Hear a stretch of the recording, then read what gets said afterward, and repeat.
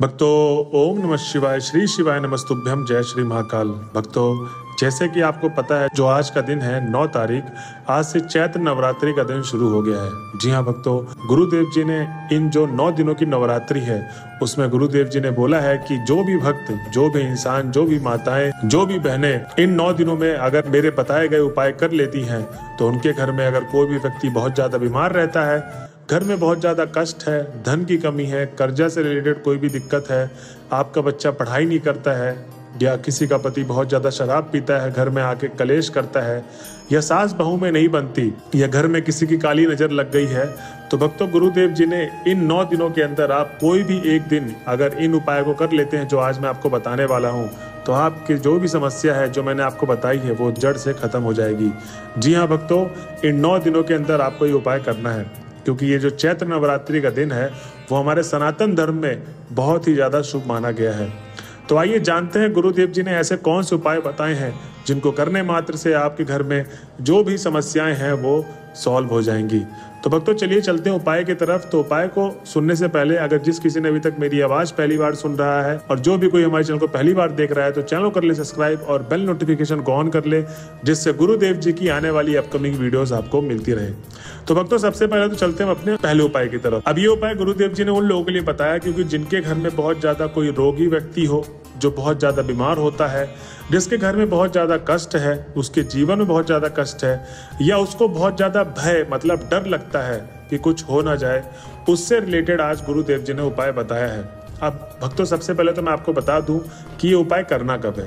तो इस उपाय को आप इन 9 दिनों मतलब आज से लेकर अगला जो 9 दिन जो जहां पर जिस दिन चैत्र नवरात्रि का खत्म होगा उस दिन के बीच में आप कभी भी इस उपाय को कर सकते हैं। अब इस उपाय में आपको करना क्या है, सबसे पहले आप सुनिए। इस उपाय में तो सबसे पहले आपको चाहिए 1 लोटा जल। अब 1 लोटा जो जल होगा वो घर का ही होना चाहिए। ये उपाय सबसे पहले आपको घर से शुरू करना है और कैसे कैसे करना है मैं पूरा एंड तक आपको बताऊंगा। तो सबसे पहले तो आपको 1 लोटा जल चाहिए। अब जब उस कलश में आप पानी भर लेंगे, जहां पर आपका जो मंदिर है, जहां पर आपने दुर्गा माता को विराजा है, वहीं पर आपको 1 लोटा जो जल कलश में भरा है उसको आपको पूरे रात रखे रहने हैं। ठीक है। अब जैसे आज आप ये उपाय सुन रहे हैं, तो आज रात को पूरी रात आपको रखना है उस 1 लोटे जल को माता के पास। अब क्या करना है, जब अगले दिन की जो सुबह होगी, ठीक है, उसमें आपको क्या करना है, 1 बेलपत्र डालना है। 1 लोटे जल में जो आप पूरे रात माता के पास रखे रहने दिए हो, उसमें आपको 1 बेलपत्र डालना है। अब ध्यान रहे भक्तों कि जो 1 बेलपत्र आप डालेंगे कहीं से कटा पिटा ना हो, खंडित ना हो। अब आपको क्या करना है, पूरे घर में उस 1 लोटे जल को जिसमें आपने बेलपत्र डाला है उसको पूरे घर में घुमाना है। अब पूरे घर के कोने कोने में आप घुमा दीजिए। उसके बाद क्या करना है, आपको नीम के पेड़ के पास चले जाना है। भक्तों गुरुदेव जी कहते हैं कि नवरात्रि के समय पे नीम के पेड़ के पास जितनी भी माताएं हैं वो सब विराजती हैं। जी हाँ भक्तों, जितनी भी माताएं हैं वो सब विराजती हैं वहां पर। तो आपको क्या करना है कि जो नीम के पेड़ के पास जब आप चले जाएंगे, तो आपको अपने परिवार का नाम, जितने भी सदस्य हैं जो बहुत ज्यादा बीमार होता है उनका नाम और गोत्र बोलकर आपको वो जल समर्पित कर देना है और घर की तरफ चले जाना है। तो भक्तों ये था पहला उपाय जो गुरुदेव जी ने उन लोगों के लिए बताया है जो बहुत ज्यादा रोग से, बीमारी से, कष्ट से और जिनको बहुत ज्यादा डर लगता है उससे ग्रसित रहते हैं। अब हम चलते हैं अपने अगले उपाय की तरफ।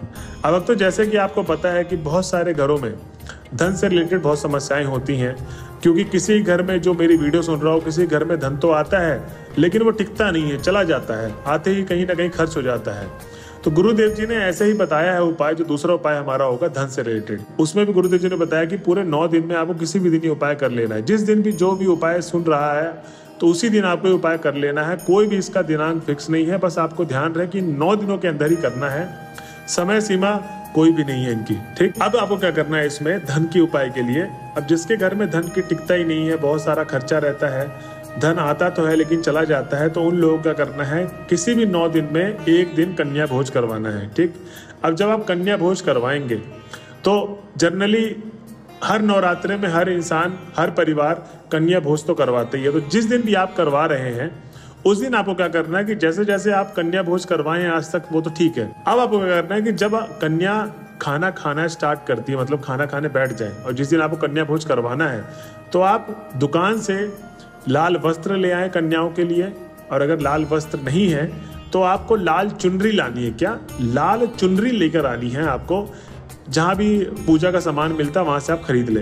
अब 11 कन्याएं खिला रही हैं तो आप 11 लाल चुनरी ला लीजिए और उसके बाद आपको क्या करना है, उनके सिर में उड़ा के, तो भक्तों आपको बस यही ध्यान रखना है कि जब वो कन्या भोज करेंगी तो उनके सिर में लाल चुनरी जरूर हो। और अगर लाल चुनरी भी नहीं है तो जब भी कन्या जाए तो कुछ ध्यान रहे बस आपको कि बस जब भी कन्या खाना खाए तो उनके सिर पे लाल चुनरी हो।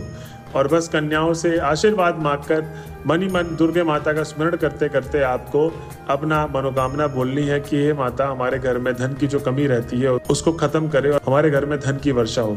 तो भक्तों ये था हमारा दूसरा उपाय। अब चलते हैं अपने अगले उपाय के, जो तीसरा उपाय है। अब इसमें सबसे पहले तो आपको क्या चाहिए कि ये उपाय आप किसी भी 9 दिन कर सकते हैं, ठीक है।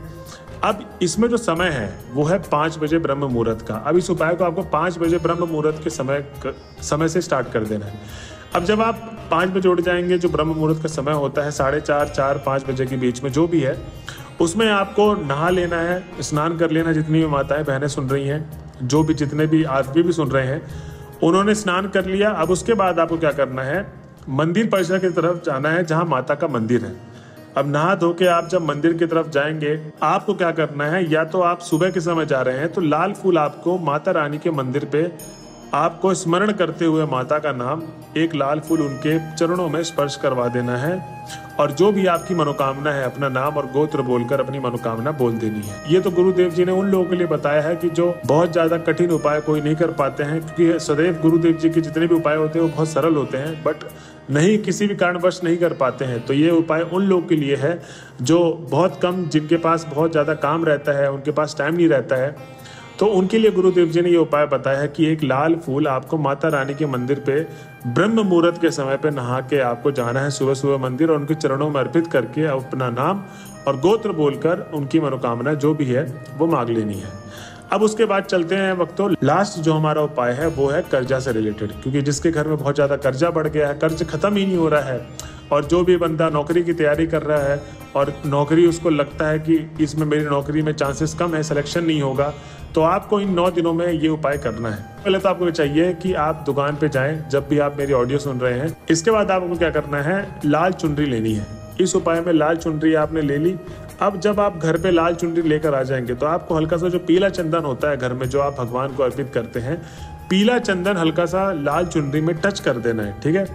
और उसके बाद आपको लाल चुनरी सीधा मंदिर में जाना है और वो अर्पित करके आ जाना है, ठीक। अब जब आप मंदिर परिसर में जाएंगे तो सीधी सी बात है कि मंदिर, माता की जो मूर्तियां होती हैं, माता की जो प्रतिमा होती है वो बहुत बड़ी होती है। इसमें बहुत सारे लोग सोचेंगे कि हमको चुनरी बड़ी लेनी है छोटी, तो आप लाल चुनरी जो भी लेके जाएंगे उसमें जो सबसे बड़ा मेन काम है उसमें आपको पीला चंदन टच करवा के चढ़ाना है। चुनरी कैसी भी हो, छोटी बड़ी मीडियम साइज कुछ भी आपको चलेगा। बस आपको जब मंदिर में जाएंगे तो अपना नाम और गोत्र बोलकर जो भी आपकी मनोकामना है वो आपको बोल देनी है और माता रानी से प्रार्थना करके अपने घर की तरफ चले जाना है। तो भक्तों ये थे उपाय जो आपको नवरात्रि के दिन करने हैं। गुरुदेव जी ने बोला है कि 9 दिनों में आप किसी भी दिन ये उपाय कर लेते हैं, जितनों के घर में भी कर्ज से रिलेटेड दिक्कतें हैं, धन की कमी है, वो सब की सब खत्म हो जाएगी। जो भी मनोकामना वो अवश्य पूर्ण होगी, क्योंकि नवरात्रि का जो समय है चैत्र नवरात्रि का, वो हमारे सनातन धर्म में बहुत बड़ा समय माना गया है। तो भक्तों ये थी आज की वीडियो में जो अभी अंत तक पहुंच गया, तो श्री शिवाय नमस्तुभ्यम लिखना ना भूलें। मिलते हैं नेक्स्ट वीडियो में, जब तक के लिए हर हर महादेव।